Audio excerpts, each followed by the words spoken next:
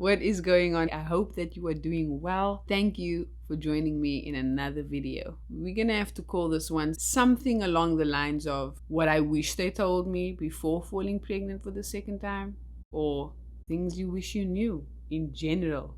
Please understand that I'm not an expert. I'm not a medical professional. I am merely a second-time mom. I'm kicking it solo today without Nico. So you may get the impression that this video is more centered to the ladies, and that is accurate. That doesn't mean guys can't watch. Y'all are welcome. But I'm just trying to keep it real. Don't be grossed out. I'm going to share some things that need to be shared so that we all know about making more informed decisions when we go into things like pregnancy. Before I continue, don't forget to like this video, give it a thumbs up, share it with your friends and your loved ones. Hell, even save videos so you can revert back when you're ready to have that baby.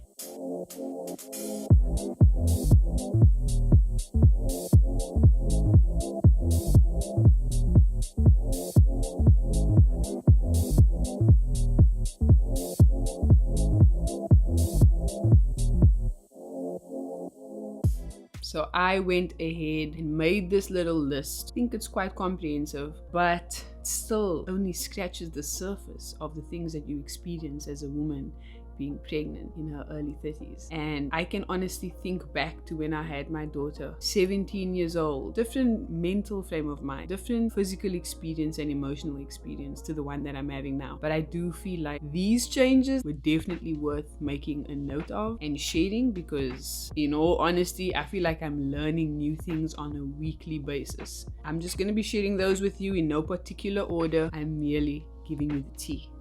So let's get into it. Darkening of your skin, the increasing levels of melanin when you are a person of color.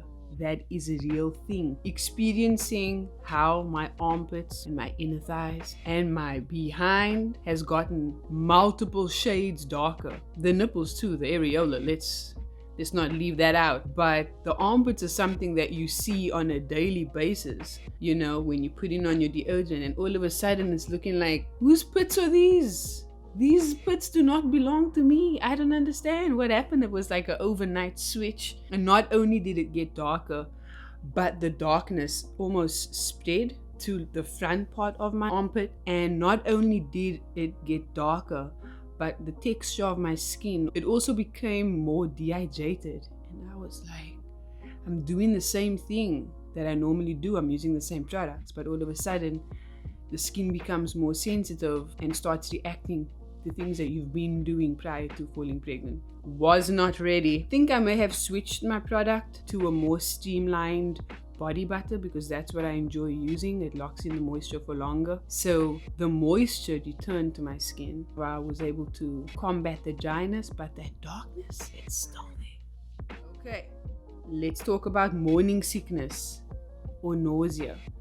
That seems to be a common topic when people speak about the early symptoms I experienced, either having morning sickness or throwing up quite a lot. Maybe that was their telltale sign that they were pregnant. I didn't have that in the beginning. And I'm not sure if you all are aware, but by the time we found out about the pregnancy, I was already 2 months in. So it was a little bit of a shock. But as soon as we found out, it must have been like a switch, because I had morning sickness every day, all day for 15 weeks. It was unpleasant to say the least.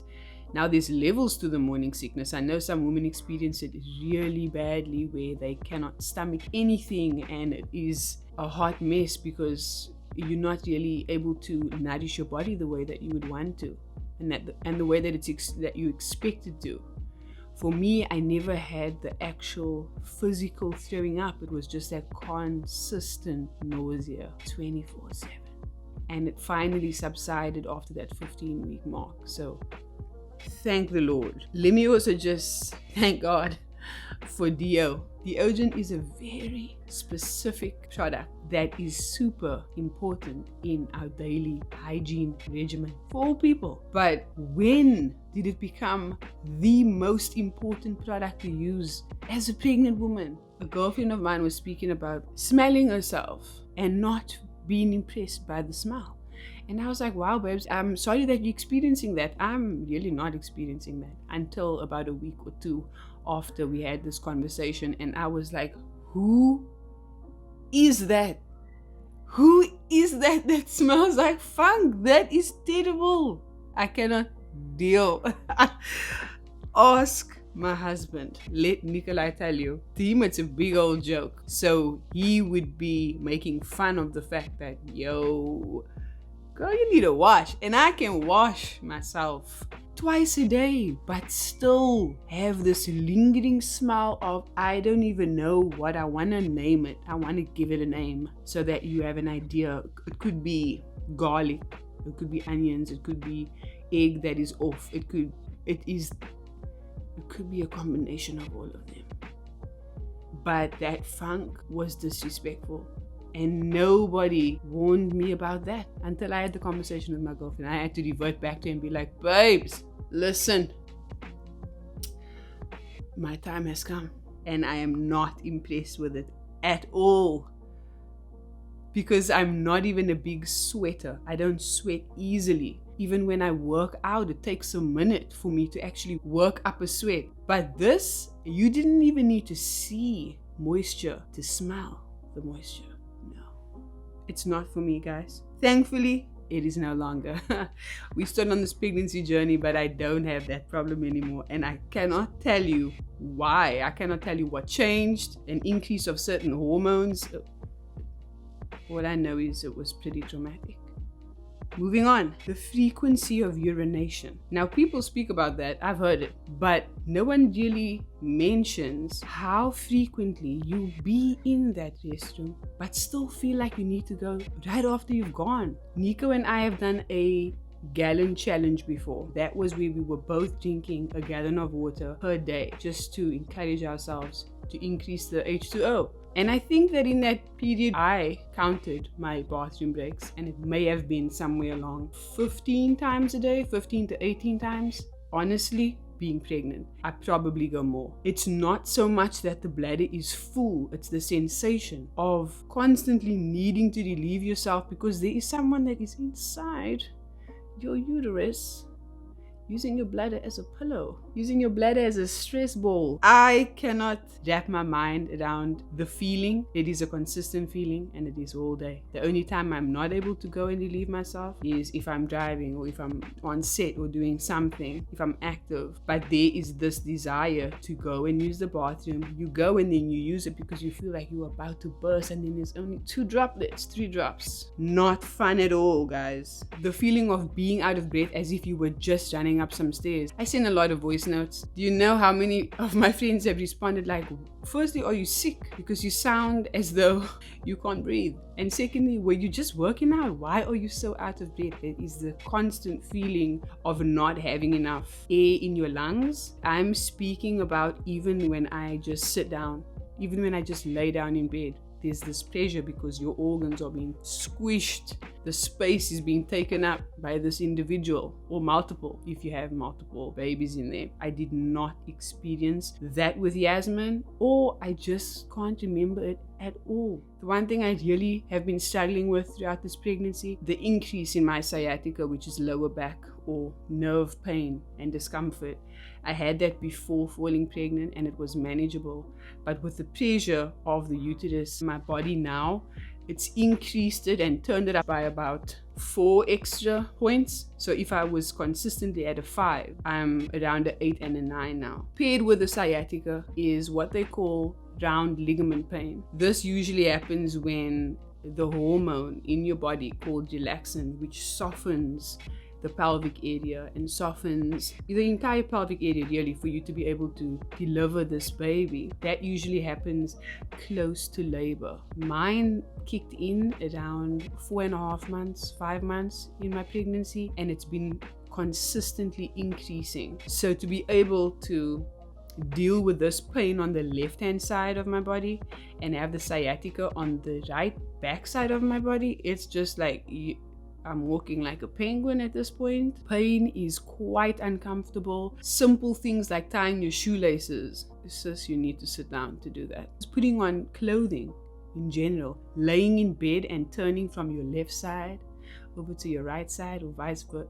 Any kind of movement, it's as if someone is putting their hands and putting pressure into those parts of my body. Finally, I have assistance now. I'm in physiotherapy weekly. I have a chiropractor, and I started seeing a pelvic floor specialist or a pelvic floor therapist. Like, things that I had no idea was even necessary is what I'm getting to experience in this pregnancy. In South Africa, we call it vleismussies, which sounds hilarious. The direct translation is a fleshy mole, I guess. So maybe it could be considered a skin tag. I have had an increase of skin tags, specifically around my neck area and underneath my breasts and my stomach. Weirdest thing, because sometimes you can get big ones that are raised above the skin. You can have them removed. And I remember being in South Africa and having a few in my neck, not really big ones, but they were big enough to bother me, to where if I'm just rubbing my skin, it almost feels like there's a pimple that you want to just pick at because it feels like it's not even with your skin. So you start fidgeting and pulling on it. I went ahead and had them removed, probably about 5 or 6 of them. I probably have at least 10 additional vleismussies now. And I'm just like, yo, if I had one of those little guns, or little lasers, I would zap them myself because they bother me. I don't like to feel that on my body. There's a combination of the skin tags. I don't know if you would be able to see it, but it's along my neck, a little bit on my chest and stomach area, as well as freckles. So many more freckles. You probably won't be able to see them now, but I don't really wear makeup during the week unless I'm shooting or I have to film some kind of audition. All around my eye area, up until about just over there on both sides, the moles have increased, or the freckles have increased tremendously. And my mom actually told me that she had clear skin up until her 20s, or mid to late 20s, I think. And now, I don't know if any of you have ever seen a picture of my mother, but she has freckles over her entire face, and it's beautiful and it suits her. All I know is that my mom has freckles. I don't remember seeing her without them. Freckles are beautiful. Freckles are cute, in my opinion, on other people. I'm just like, how am I getting all these freckles now? I don't know how to deal with them. It feels almost as if this symptom is an indication of age. I don't know if you would be able to guess, but it's incontinence. Do you know what that means? Before I even give you a description, let me just say that it has become increasingly difficult to laugh out loud, to sneeze, to cough, to dance without peeing a little bit each time. It's not even like, yo, I'm laughing now to make light of the situation. But when it happened for the first time, I was like, is there a bathroom nearby? Because I don't know. I mean, you just find yourself looking down just to make sure that no one sees. Basically, to remedy this issue that I'm having, I consistently need to make sure that I am wearing an underwear liner. You could opt to wear sanitary towels. A last resort would be adult diapers, but we're not gonna get there. Touch all the things I need to touch. We're not getting there. I've made my mind up. My body will have to just listen, because this is not for me. It's not a cute look, babes. You can't just be out in the street weeing on yourself. No. There's also an increase in bodily fluids, and for some, that may be sweating. For me, however, it's been discharge, and that may be TMI. But at the end of the day, I'm here to keep it real with y'all, and just be prepared. Be prepared to constantly either make sure you have liners in your bag, or you have some kind of way to keep yourself dry from the moistness. That's what I'm gonna say about that, because it's real. Aside from that making me feel as though age has something to do with it, the slow motion of things, getting into a car, getting out of the car, sitting down, standing up, getting dressed, putting on your shoes, anything that requires or that you are used to doing really quickly, you're gonna have to slow that all the way down. It's really real. Lastly, what I put in my list is just the potential emotional roller coaster that you may find yourself on. Your irritability with people, your irritability with your spouse, your children, if you have any, people that are sharing the road with you, people at the grocery store. Everyone can become a target for your irritability. You may find yourself really annoyed really often and you don't even know why. Aside from that, it could be even way more emotional for you. It may be a mixture of being normal 1 minute and being really sad the next. I've experienced that. Going from laughing or watching a funny movie to having a comment made. I think Nikolai may have made a comment to me, or he sent me a message and I was already crying. It's ridiculous. It is ridiculous. Luckily, I'm not the kind of person who's just going to run my mouth when I feel some type of way and then have to apologize later. Thank goodness. But being the person that has to manage the hormones that are all imbalanced and that can't really figure out why they're feeling what they're feeling, thank the Lord that I'm in therapy at this point, because it's still helping. It may not be a deep pressing situation or issue, but it really helps me get perspective and give myself a little bit more grace. So if any one of you are currently expecting, I would like to remind you to be kind to yourself, give yourself some grace.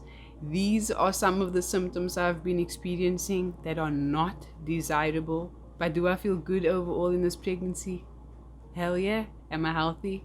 Yes, indeed. So is my baby, and I cannot wait to meet him or her. I hope that you engage with me in the comments. Please let me know what it is that you've experienced or that you've heard of that I never mentioned. Let's learn from each other, because I think the only way for us to grow and to be aware is to share.